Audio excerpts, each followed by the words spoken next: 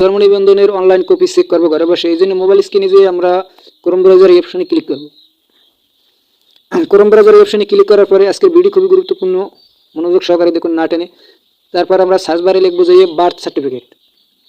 Birth certificate লেখার পরে আমাদের জন্ম নিবন্ধন ওয়েবসাইটে শো করবে। ওয়েবসাইটের ভিতরে নিয়ে যাবেন। নিয়ে যাওয়ার পরে BDRS.gov.bd এই অপশনে ক্লিক করতে হবে। আপনাদের দেখাচ্ছি,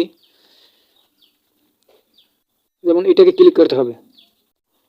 ক্লিক করার পরে আমরা দেখতে পাচ্ছি জন্ম নিবন্ধন ওয়েবসাইটে আমাদের নিয়ে যাবে। নিয়ে যাওয়ার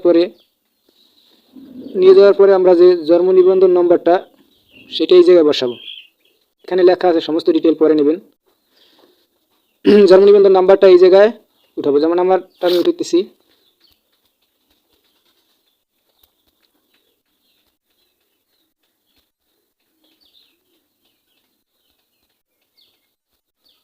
উঠানোর পরে এই জায়গায় ডাটা অফ ব্রাদার্স, এই জায়গায় একটা সমস্যা আছে। যেমন আগে উঠাইতে হবে আপনার বছর, তারপরে হলে যে মাস, তারপর দিন।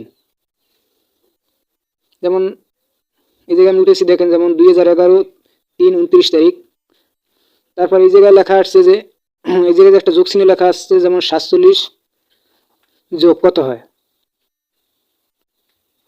তো 53 হয়। 47 যোগ হয় 53। তাই এইটা এই যে দি অ্যান্সার ইস এই অপশনে এটাই করতে হবে। যেমন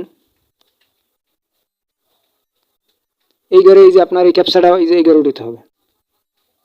ক্যাপচাটা উঠানোর পরে এই জায়গায় 53 উঠাতে হবে। উঠানোর পরে সার্চ বারে সার্চ করতে হবে। সার্চ করার পরে আপনার যে জন্ম নিবন্ধন যদি হয়ে থাকে তাহলে আপনার এই সমস্ত ওয়েবসাইট শো করবে। বাবার নাম, মার নাম, সমস্ত কিছু এই জায়গায় শো করবে একটা, যেমন বাবার নাম, মার নাম, ফটোগুলি। আর এখানে সমস্ত তথ্য আপনি দেখে নেবেন আপনার মতো যে আপনার সমস্ত কিছু ঠিক আছে কিনা, গ্রাম, ইউনিয়ন, পোস্ট অফিস, সমস্ত কিছু। এইভাবে আমরা জন্ম নিবন্ধনের অনলাইন কপি মোবাইল দিয়ে চেক করতে পারি ঘরে বসে। ভিডিওটি ভালো লাগলে সাবস্ক্রাইব করুন, পাশে থেকে বেল আইকনটি বাজিয়ে দিন। আল্লাহ হাফেজ।